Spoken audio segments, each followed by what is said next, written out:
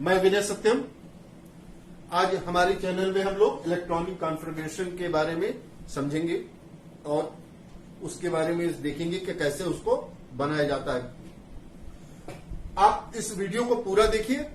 हम आपको मैक्सिमम इसमें नॉलेज दिए हैं, आपको कहीं से कोई प्रॉब्लम नहीं आएगा। आप एक बार पूरा देखिए और इस वीडियो को सब्सक्राइब कीजिए। उसके पहले इस टॉपिक को डिस्कस करने के पहले हर बार की तरह एक पॉजिटिव नोट्स। एक बहुत अमीर आदमी था, उसकी घड़ी एक चारे के बाड़े में, जहां पे चारा रखा जाता है उसी के बाड़े में खो गई। वो खोजा, मिला नहीं, तो उसको और भी काम था, तो कहा कि अब मैं यहां पे टाइम वेस्ट करूं कि अपना वो काम करूं। तो देखा कि बाहर बहुत सारे बच्चे थे।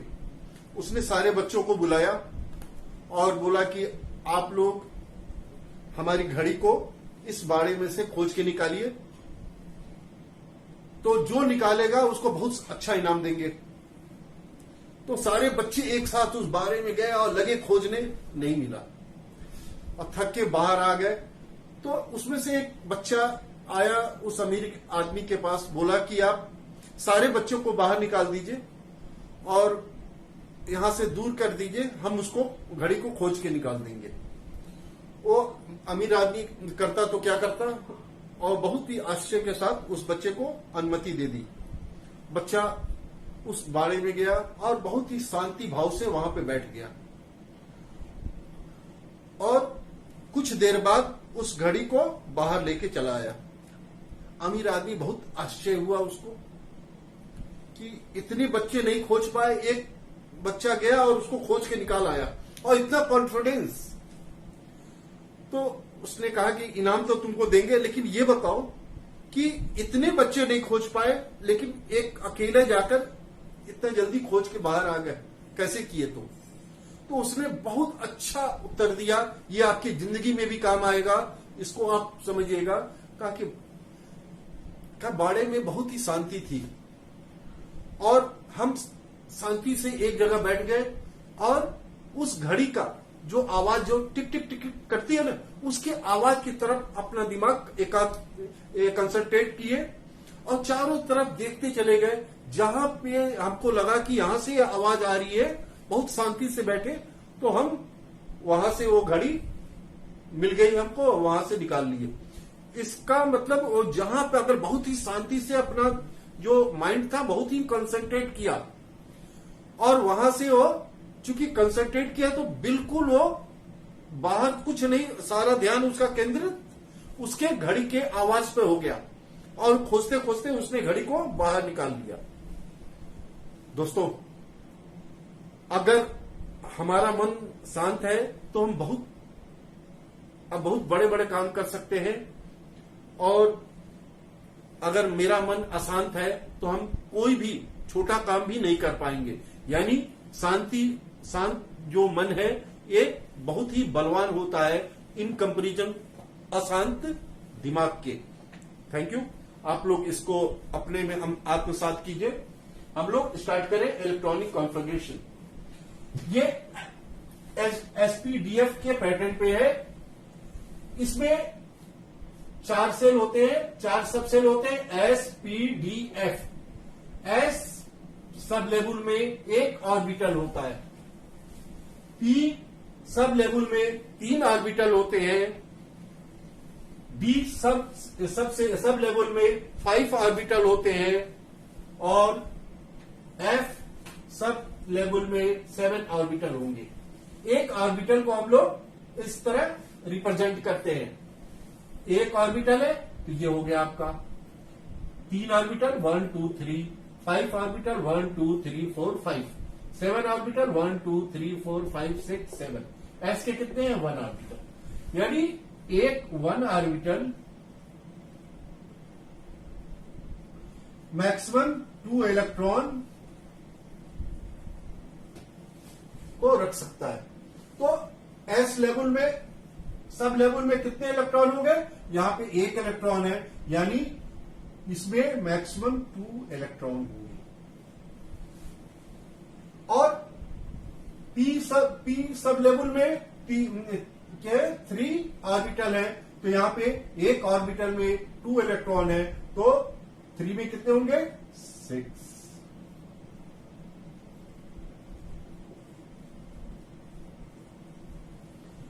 डी सब लेवल में 5 ऑर्बिटल है, 1 2 3 4 5। एक ऑर्बिटल में कितने इलेक्ट्रॉन्स है, 2 इलेक्ट्रॉन हो सकते हैं, तो डी में कितने हो गए 5 ऑर्बिटल है, तो 10 इलेक्ट्रॉन हो गए, मैक्सिमम रह सकते हैं। और एफ लेवल में, एफ सब लेवल में कितने ऑर्बिटल है 7, तो एक ऑर्बिटल में 2 इलेक्ट्रॉन्स होते हैं, यानी 7 2 जा 14 इलेक्ट्रॉन्स इसमें मैक्सिमम रह सकते हैं। और एक ऑर्बिटल है तो उसमें 2 इलेक्ट्रॉन्स है, तो हम इसको ऐसे प्रेजेंट करेंगे। अगर एक इलेक्ट्रॉन है तो यूं करेंगे और जों। अगर यहां पे तो इसमें कितने होंगे 1 इलेक्ट्रॉन 2 इलेक्ट्रॉन, ये इलेक्ट्रॉन को रिप्रेजेंट करता है। तो यहां पे कितने हैं 3 ऑर्बिट है, फर्स्ट ये, तो कितने हो गए 6 इलेक्ट्रॉन्स। इसमें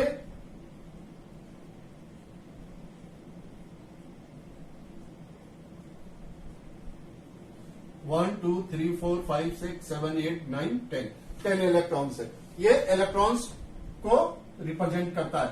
एक इलेक्ट्रॉन्स है तो ये ऐसे होगा, 2 इलेक्ट्रॉन्स होंगे तो हम ऐसे रिप्रेजेंट करेंगे। अब ये जो इलेक्ट्रॉनिक कॉन्फ़िगरेशन बनता है, ये इलेक्ट्रॉन्स के जो एटम्स में इलेक्ट्रॉन्स होते हैं उसी को अरेंजमेंट होता है उसके सेल में इलेक्ट्रॉन कैसे अरेंज होगा, इसी को इलेक्ट्रॉनिक कॉन्फ़िगरेशन कहते हैं। क्योंकि क्या होता है के एल एम एन सेल होते हैं इलेक्ट्रॉन्स के चारों तरफ, इसी में इलेक्ट्रॉन्स क्या होते हैं अरेंज होते हैं, और उसी अरेंजमेंट को ही इलेक्ट्रॉनिक कॉन्फ़िगरेशन कहते हैं। तो हमको क्या चाहिए, हमको तो मालूम होना चाहिए क्या इलेक्ट्रॉन्स कैसे होगा, एटॉमिक नंबर हमको मालूम है, atomic number equal to number of proton. जो एटॉमिक नंबर होता है वो नंबर ऑफ प्रोटॉन के बराबर होता है, और नंबर ऑफ प्रोटॉन और equal to number of electrons. कोई भी एटम्स ये इलेक्ट्रिकली न्यूट्रल होता है, क्योंकि number of proton positive charge and number of electron negative charge, दोनों नेगेटिव पॉजिटिव इक्वल है, तो इसलिए दोनों क्या होते हैं न्यूट्रल होते हैं। तो क्योंकि जितना पॉजिटिव है उतना ही नेगेटिव है। जो प्रोटॉन होते हैं उसके एटम्स के न्यूक्लियस में होते हैं, और इलेक्ट्रॉन्स उसके चारों तरफ सेल में अरेंज होते हैं। हम लोग इस इलेक्ट्रॉनिक कॉन्फ़िगरेशन को उसको बनाने के लिए हम लोग इसको इस तरह अरेंज कर लेंगे। पहले 1s2 2s 3p6 3s2 3p6 3d, इस तरह हम लोग अरेंज कर लेंगे। जो 1s2 है, यानी जो ये फर्स्ट ऑर्बिटर को इंडिकेट करेगा, जो ऊपर 2 लिखा हुआ है वो नंबर ऑफ इलेक्ट्रॉन्स को रिप्रेजेंट कर रहा है। ये first cell, second cell, third, fourth, ये जो एटम्स के बाहर जो सेल है उसको रिप्रेजेंट कर रहा है। तो हम जब भी इसको किसी का भी एटॉमिक नंबर मालूम होगा, हमको इलेक्ट्रॉन्स मालूम हो जाएगा, और हम इसको इस तरह लिखते जाएंगे।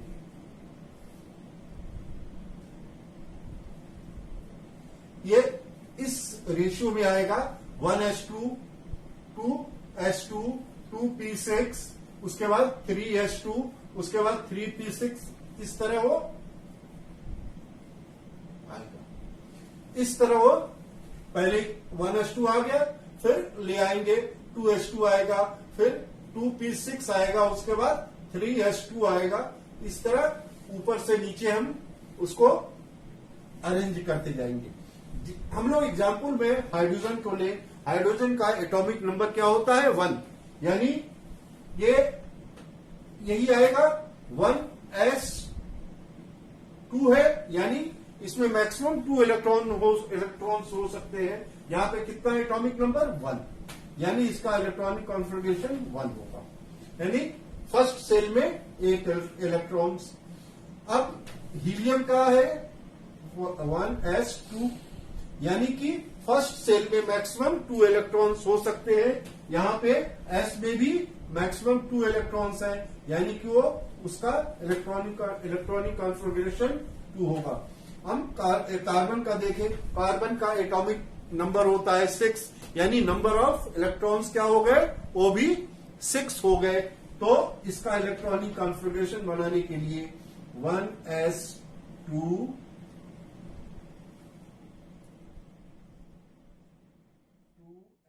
हम कार्बन का एग्जाम्पल में देखेंगे। कार्बन में कितने हैं, 6 एटॉमिक नंबर है, यानी इसका इलेक्ट्रॉन्स कितने हुए, वो भी 6 हुए।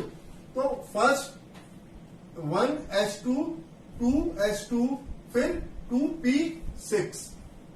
तो इसका इलेक्ट्रॉनिक कॉन्फ़िगरेशन क्या होगा, फर्स्ट सेल का 2 इलेक्ट्रॉन्स, सेकेंड सेल में ये भी 2 है, ये भी 2 है,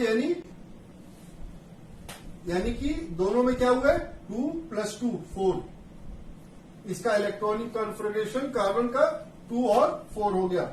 अब हम ये Mg का देखेंगे, 1s2 होगा, इसका 12 है, यानी इलेक्ट्रॉन्स भी उसके 12 होंगे। कैसे अरेंज होंगे, 1s2, फिर 2s2, फिर 2p6,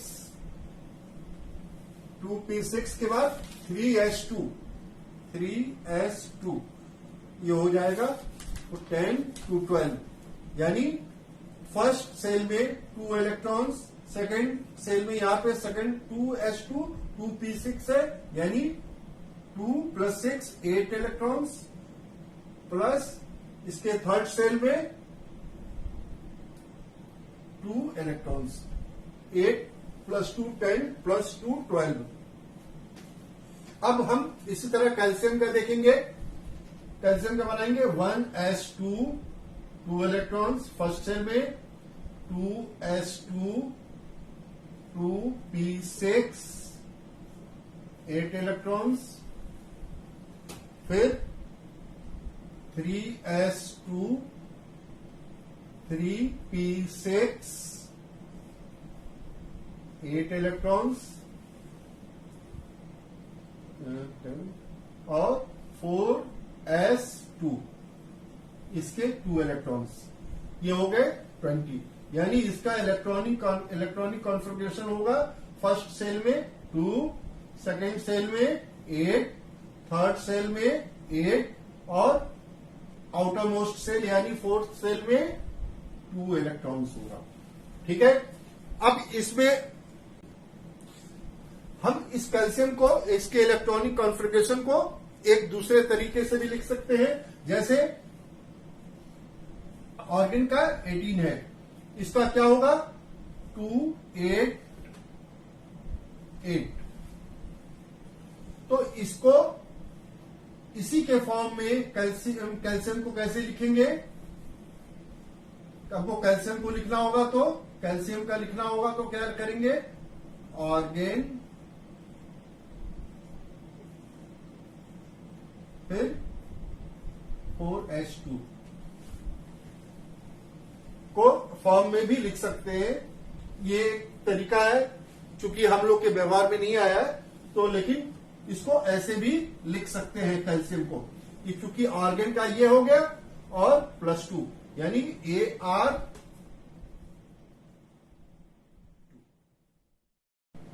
यानी कि जिस ऑर्बिटल का लेवल, एनर्जी लेवल कम होगा, वो हायर लेवल से वहां से ट्रांसफर हो जाएगा और रीअरेंज कर लेगा। यानी जब भी हाफ फील्ड और full field, half field means और या फुल फील्ड हमेशा क्या होते हैं, स्टेबल होते हैं। तो हम इस पर आए, इसका क्या है, इस पर देखें भाई, इसमें s ऑर्बिटल में 2 इलेक्ट्रॉन्स हो गए और d में कितने हो गए, कितने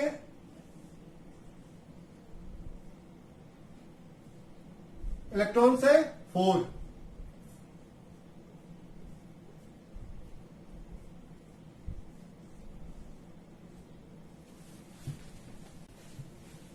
तो इसका लेवल कम है, तो क्या होगा, यहां पे एक इलेक्ट्रॉन्स यहां से हटकर यहां आ जाएगा, ये हाफ फील्ड अरेंज हो जाएगा, ये मोर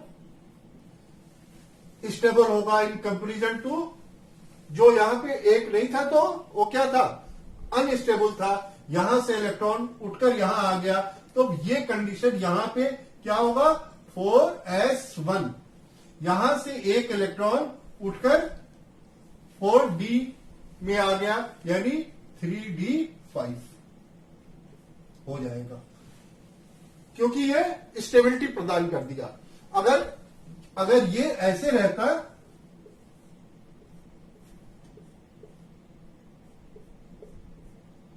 ये स्टेबल है और ये भी स्टेबल है, क्योंकि ये फुलफिल है, जो इसका फुल फील्ड स्टेबल है ये।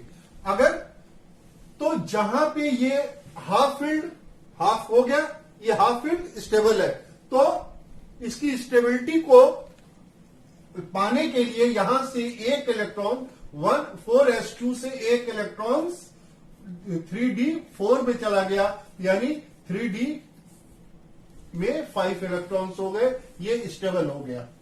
इसी तरह हम लोग इस पर आ जाए, इसमें एक एक्सेप्शन कॉपर में भी है, इसका electronic configuration 1s2 2s2 2p6 3s2 3p6 4s2 3d9, ऐसा आप लोगों ने बनाया है कि नहीं?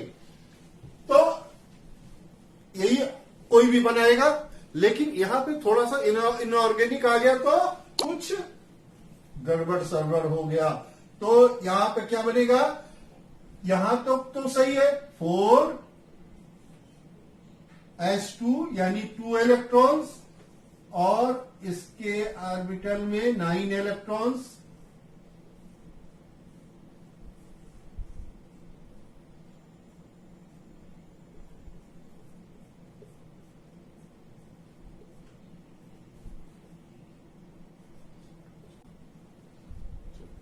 तो इसमें क्या है, इसका अरेंजमेंट यही है, ये लेकिन ये स्टेबल नहीं है, ये तो स्टेबल है लेकिन ये स्टेबल नहीं है, तो इसकी स्टेबिलिटी को पाने के लिए क्या होता है, ये लोअर एनर्जी लेवल है, तो हायर एनर्जी लेवल से एक इलेक्ट्रॉन्स यहां ट्रांसफर हो जाएगा और ये क्या हो जाएगा, स्टेबल हो जाएगा, और ये भी हाफ फील्ड है, ये भी स्टेबल हो गया और ये भी स्टेबल हो गया, क्योंकि जहां पे जैसे यस है तो उसके एक इलेक्ट्रॉन उसके स्टेबिलिटी को देगा, या फुल फील्ड हो तो भी स्टेबिलिटी को देगा, जैसे P है, P में 6 हो या 3 हो, दोनों स्टेबिलिटी प्रदान करेगा। ये उसी तरह D में या 5 इलेक्ट्रॉन्स हो या टोटल 10 इलेक्ट्रॉन्स हो, यहां पे पहले क्या था, 9 इलेक्ट्रॉन्स था D में, तो इसकी स्टेबिलिटी को लेने के लिए, क्योंकि इसका लेवल एनर्जी लेवल कम हो गया, तो यहां से 4s2 से एक इलेक्ट्रॉन्स D के उसमें चला गया, 3D में चला गया, तो ये क्या हो गया, फुल फील्ड हो गया, और ये भी स्टेबिलिटी, क्योंकि ये भी हाफ फील्ड है, हाफ फील्ड स्टेबिलिटी प्रदान करता है दोनों, तो इसका क्या हो जाएगा, 4s1 3d10, बाकी जो है यहां पे लिख लेंगे, यहां भी सारा कुछ यहां पे आ जाएगा और बाकी इसको ऐसे कर लेंगे। हम समझ रहे हैं कि आप लोगों को ये पसंद आया होगा। Thank you.